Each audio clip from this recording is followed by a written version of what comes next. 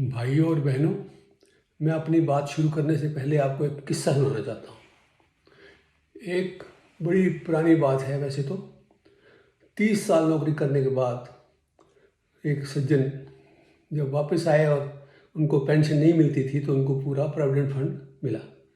उन्होंने पूरा provident fund अपने बच्चे को दे दिया, जिसने अपना प्लाट वगैरह खरीद लिया और मकान बनाने की सोचने लगा और वो घर पे रहने लगा। अपना फादर जो था, जो रिटायर्ड हो गया था, वो घर पे रहने लगा अपनी पत्नी के साथ, बच्चों के साथ। लेकिन कोई साल 2 साल के बाद बच्चों का व्यवहार बदलने लगा और उनका व्यवहार अपने पिता और माता के प्रति कमज़ोर होने लगा। उनका व्यवहार अच्छा नहीं रहा। तो एक दिन वो बड़ा दुखी होके वो व्यक्ति मेरे पास आया, कहने लगा कि ये मेरे साथ तो ये हो रहा है, मेरे बच्चे मेरे को खाना भी ऐसे देते हैं जैसे कुत्ते को रोटी डाल रहे हो और बड़े तंग हैं हम, तो क्या करें।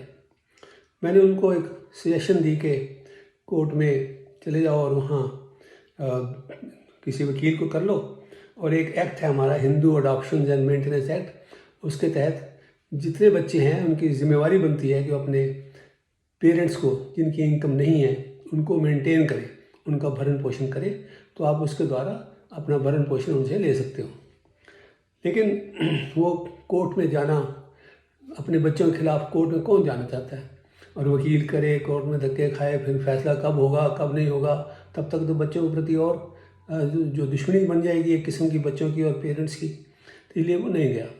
लेकिन ऐसी समस्याओं के समाधान के लिए एक अभी एक्ट बना है 2007 में, जिसका नाम है maintenance of parents and senior citizens act 2007, maintenance and welfare of parents and senior citizen act 2007। अब इस एक्ट के तहत जो एक जिम्मेवारी डाल दी गई है बच्चों पर कि वो अपने बच्चों, अपने पेरेंट्स का, अपने सीनियर सिटीजन्स को प्रॉपरली मेंटेन करें। तो मेंटेनेंस का यहाँ मतलब है कि उनका भरण पोषण करें, उनके खाने पीने का इंतज़ाम करें, उनके दवाई दारू का इंतज़ाम करें, अगर वो बीमार होते हैं तो उनका हेल्थ का ध्यान रखें, उनका ट्रीटमेंट करवाएं, और उनके जितने रिक्रिएशन का काम की भी साधन उनके लिए उपलब्ध करें ताकि वो अपनी ज़िंदगी को आराम से जी सकें। तो इस एक्ट ने बच्चों पर एक कानूनी जिम्मेवारी डाल दी है।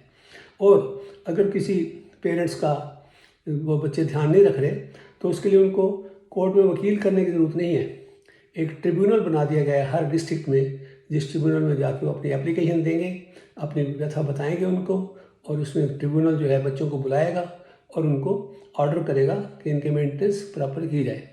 और अगर फिर भी बच्चे मेंटेनेंस करने में आनाकानी करते हैं या ढंग से नहीं करते या पेरेंट्स को शिकायत रह जाती है, तो फिर वो एक और ऑर्डर पास करेगा जिससे कि वो उनके लिए मंथली पेमेंट बांध देगा कि तुम 5,000 या 7,000 जितने भी ट्रिब्यूनल बांधे अपने पेरेंट्स को देते रहो हर महीने, ताकि इनको दिक्कत ना हो। तो ये एक्ट जो है, ये एक्ट बच्चों के ऊपर जिम्मेवारी डाल रहा है। अब इसमें कौन से बच्चे हैं जिनके ऊपर ये जिम्मेवारी है? बच्चे मतलब सन्स, लड़के लड़कियां, पोते पोतियां, इन सब पर ये जिम्मेवारी है। और डॉटर इन लॉ पर भी है और सन इन लॉ पर भी है। तो son in law, daughter in law, sons, daughters, grandsons, granddaughters, इन सब पर ये जिम्मेवारी है कि अपने पेरेंट्स का वो ध्यान रखें। तो पेरेंट्स मतलब दादी दादा तक उनका ध्यान रखना बच्चों की जिम्मेवारी बन गई है। अब इसमें पेरेंट्स कौन से हैं?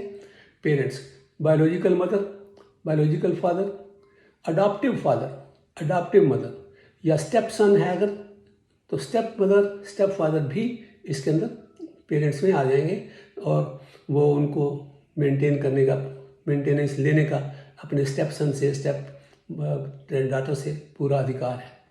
जिन पेरेंट्स की औलाद नहीं है और वो सीनियर हो गए और उनकी अपनी इनकम नहीं है, वो कहाँ जाएं? उनके लिए भी प्रावधान है कि जिस आदमी को उत्तराधिकार में उनकी प्रॉपर्टी मिलनी है, उस आदमी के ऊपर ये जिम्मेवारी है कि उनको प्रॉपर्ली मेंटेन करें और उनकी मेंटेनेंस का पूरा ध्यान रखें। और जिसका कोई प्रॉपर्टी भी नहीं है, कोई बच्चा भी नहीं है, कोई उत्तराधिकारी भी नहीं है, तो वो क्या करे? और अपनी इनकम भी नहीं है, तो उसके लिए सरकार ने होम्स खोले हैं, सीनियर सिटीजन होम्स। इस एक्ट के तहत उन्हें सरकार की ड्यूटी बनती है कि हर डिस्ट्रिक्ट में एक सीनियर सिटीजन होम खोले, तो वो वहाँ चले जाएं, फिर अपने वहाँ अपने रहन सहन का पूरा इंतज़ाम उनका हो जाएगा और वहाँ वो ढंग से रहें। इसमें एक और बात है कि अगर किसी व्यक्ति ने अपनी प्रॉपर्टी किसी दूसरे को, किसी चाइल्डलेस व्यक्ति ने या दूसरे व्यक्ति ने अपनी प्रॉपर्टी ट्रांसफ़र की है किसी को इस कंडीशन से कि ये प्रॉपर्टी मैं तेरे को ट्रांसफ़र कर रहा हूँ, लेकिन तू मेरे को ज़िंदगी भर मेरे मेंटेनेंस उठाएगा और मेरे को मेंटेन करेगा, और अगर वो नहीं करता तो पहले तो ये था कि फिर वो कोर्ट में जाए और उस कंडीशन के हिसाब से कोर्ट से कहे कि मेरे को मेंटेनेंस दिलाओ, और उसको मेंटेनेंस कोर्ट दिलाता था, लेकिन कोर्ट में तो धक्के खाने पड़ते हैं और कोर्ट में तो काफ़ी टाइम लग जाता है। उसको उस प्रॉब्लम के समाधान के लिए भी इस एक्ट के अंदर प्रावधान है कि अगर कोई आदमी अपनी प्रॉपर्टी इस कंडीशन से ट्रांसफ़र करता है किसी को कि वो उसको मेंटेन करता रहेगा जब तक वो ज़िंदा है, और वो उसको मेंटेन नहीं करता, तो फिर वो इस ट्रिब्यूनल में अप्लाई कर सकता है, और ट्रिब्यूनल उसकी प्रॉपर्टी को अगर उसको मेंटेनेंस के लिए ऑर्डर देता है और वो उसको प्रॉपर्ली मेंटेन नहीं करता, तो ट्रिब्यूनल उस ट्रांसफ़र ऑफ प्रॉपर्टी को वाइड डिक्लेयर कर देगा, मतलब निरस्त कर देगा, और वो प्रॉपर्टी उसको वापस मिल जाएगी। जबकि पहले ये था कि प्रॉपर्टी एक बार ट्रांसफ़र हो गई तो हो गई, उसके बाद प्रॉपर्टी वापस आने का कोई प्रावधान नहीं था, केवल मेंटेनेंस उससे मांगी जा सकती थी। लेकिन अब क्या है कि प्रॉपर्टी ही वापस आ जाएगी और वो प्रॉपर्टी उस आदमी को वापस मिल जाएगी, फिर वो चाहे किसी और को दे, जैसे मर्जी करे।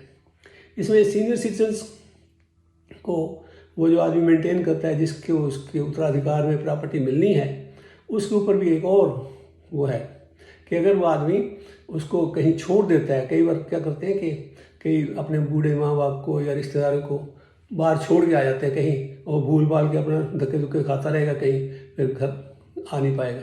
तो अगर कोई ऐसे अबंडन कर देता है, छोड़ देता है, तो उसके ऊपर फाइन लग सकता है और 3 महीने तक की कैद भी हो सकती है, क्योंकि उसकी जिम्मेवारी है उसको मेंटेन करना।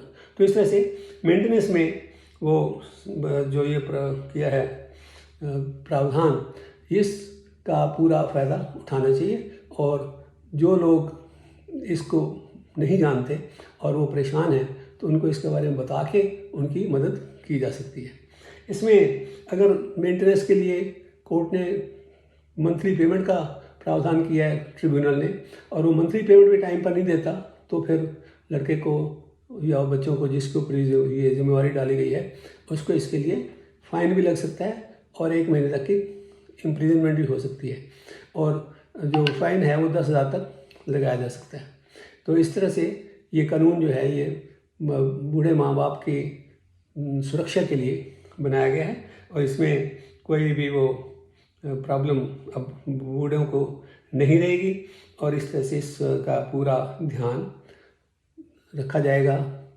पेरेंट्स का जिनकी अपनी इनकम नहीं है, और ओल्ड सिटीजन्स का जो 60 साल से ऊपर है, सीनियर सिटीजन का मतलब जो 60 साल से ऊपर है। तो इस बात का ज्ञान आपको हो गया है अब, और अगर आपके आसपास कोई इस तरह का दुखी परिवार है, कोई ओल्ड मैन है, कोई ओल्ड लेडी है जिसके पेरेंट्स जिसके बच्चे उसको मेंटेन नहीं करना चाहते या नहीं कर रहे, या जो अपने घर से तंग है, आप उनको ये सलाह दे के उनको ट्रिब्यूनल भेज सकते हैं, उनकी तरफ से एप्लीकेशन लिख सकते हैं। इसमें ख़ास बात यह है कि उस ट्रिब्यूनल में कोई वकील अपीयर नहीं हो सकता, क्योंकि ये कोर्ट ने ये कानून के अंदर ये बात आ गई है कि इसमें कोई वकील अपीयर नहीं होएगा।